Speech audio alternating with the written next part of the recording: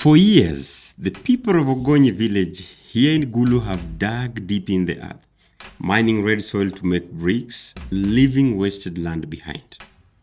But today a story is being written. Jennifer left her home miles away to come here, determined to prove that women can not only claim their space on the land but also protect it. Through dragon fruit farming, she's turning pits of destruction into fields of hope. Jennifer gave up everything to relocate here. Her mission is bigger than farming. She wants to heal the land, empower women through land rights, and show her community that the soil beneath their feet holds more than bricks. It holds a future. Yeah, so my name is Jeniffer Okusia. I'm a development worker by profession. I'm an executive director. I've set up an NGO with a few friends up here in northern Uganda, where I come from, although I come mainly from the West Nile region of Uganda. And the idea of setting up this was to kind of have an alternative livelihood, sustainable livelihood crop that would boost incomes of people in this area. We are in Ogony village in Gulu city.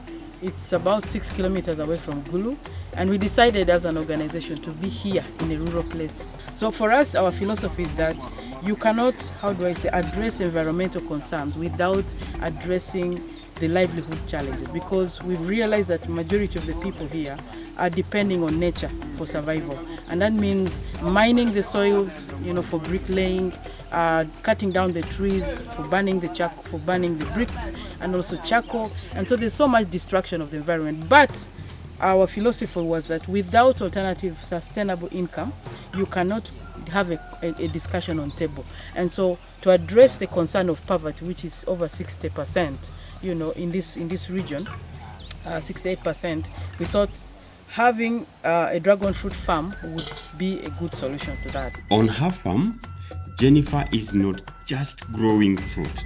She is teaching a new way of life. From planting to nurturing to harvesting, every step carries a lesson. Somewhere along the way, there's some science you do, you must again tip it to induce further growth. Now the tires are put before this vine has reached maybe the middle, because they have a lot of thorns. So we install the tires because this dragon fruit can weigh over 100 kilos. Some of them, if you can see, there are more than 5 fruits on it. At some one point, you may have up to even 50 fruits coming from here, because every thorn is a potential fruit or another stem or another vine. Okay, so you need tires to support it. It's part of the pruning process. So what happens is that once you tip it at about 15 centimeters from the top, you now allow new branches will come, and you allow them to pass through the tire and to come out as an umbrella. So when they now fall, that's when they start fruiting. So it's so important that the tires are placed for support system. As you can see, there are some wires here to hold the tires, and then it's tied very well. So you prune the dragon fruit to enter through the tire, and then they are free to come out, so that it has a very strong base to carry the weight. That is, as I say, it may weigh up to 100 kilos. But perhaps the most extraordinary step happens when the sun goes down. These flowers only come out in the night. Some at 8 p.m., some at 10, some at midnight, but in the night hours. They never come out at day. Now, as you see, this is already shrinking. If I had seen it earlier, it would have been wider, even much bigger. So as the sun comes out, they also shrink. So pollination has to take place very early in the morning. If you want to get huge fruits, you do the pollination yourself. You don't depend on the bees. I've discovered from my experience, when you depend on the bees, they are only scavengers. They take away.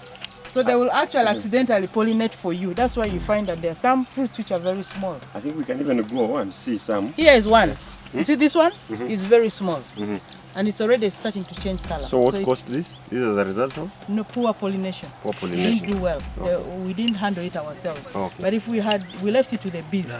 But Jennifer's dragon fruit is more than just beautiful. It is powerful. It is rich in vitamins, boosts immunity, and brings health to the table.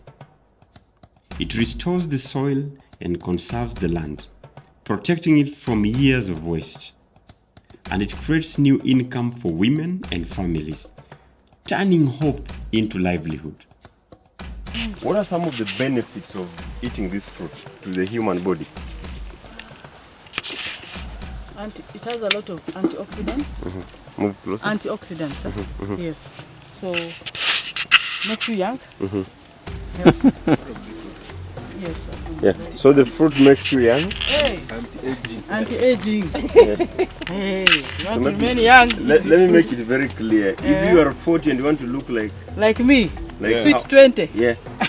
Yes, I'm 45. Eat this fruit. For the ladies, you always want to be sweet 16. Yes, sweet 16. This is the best fruit for you to be sweet 16. And for the men? For the men as well. Men who no. You know, we live longer than ladies, so men should actually get this fruit much more. To live longer. Yeah, they compete and remain young and strong. It has anti-cancer and anti-diabetics as well. Okay. So I have not studied it, but the scientists, people can go and find out. Yes. This one, I think we can leave it for now. For Jennifer, this farm is just the beginning. Her dream is to take the dragon fruit into schools, to empower women across Uganda, and to bring together partners who believe in change. To her, these vines are not just plants. They are a movement. Yeah. So I told you it's very early morning here in Gulu, and I had a very great opportunity of walking around with Jennifer in her farm, the dragon fruit farm. First of all, the name even sounds very interesting. Dragon, of all the names. What name do you call it here? I don't know the name. We just call it dragon fruit. Oh, okay, fine. So maybe it's called pitia. They also call it pitia. Oh, pitia. You can show them the amount of harvest that we've made. They can see, and I mean, it's going to be very interesting for everyone who is watching. But okay, fine. So, Jennifer, in summary, what is the importance of this project in your community? The idea is to bring an alternative income to people here, so that they can boost their income, but also health. But also, we are linking that up with environmental conservation, because as I said, people are destroying the plants. They are destroying the trees. The indigenous trees are being destroyed. They are mining all the soils for income. And we said, okay, to address the concern that they have that they need income, we wanted to try and pilot this and see if it can actually bring income. And so we have proof of concept that actually it can bring income, because one fruit like this goes for, so that we show people. One fruit like this, I will sell it at 12,000 Uganda shillings. Okay. Some places will sell at 13,000. The cheapest you can get of this is 10,000 Uganda shillings. I don't know how much is in Kenya shillings. That is in dollars. That would be about. You say 12,000? $12. 12,000. Yes, Uganda 12,000. Maybe if we do a quick conversion into Kenyan shillings, divided by 30, that should be around 400. 400 Kenyan shillings. Yeah, one fruit. So this is just one fruit. This is good money. So you get money from the fruits, but you also get money from the cuttings. So when you have this rooted, it's 20,000 Uganda shillings. So that is 800 Kenya shillings. So you can see it's a very high value crop, one of the world's most expensive fruit, because it has also so many benefits. Like we said, antioxidants and so many things. So this is something that people can actually do, not in such a big space. With just a small space, you can actually have this for your family. Okay, you can have this for the business as well. In Ogony, Jennifer is doing more than farming. She is rewriting the story of her land, proving that women can heal the earth and inspire change. Her vision is to see dragon fruit in schools, in women's hands, and on every table. But she cannot do it alone. Share her story, stand with her mission, and help her turn every scar in the land into a seed of hope. Because when one woman dares to heal the land, an entire community rises.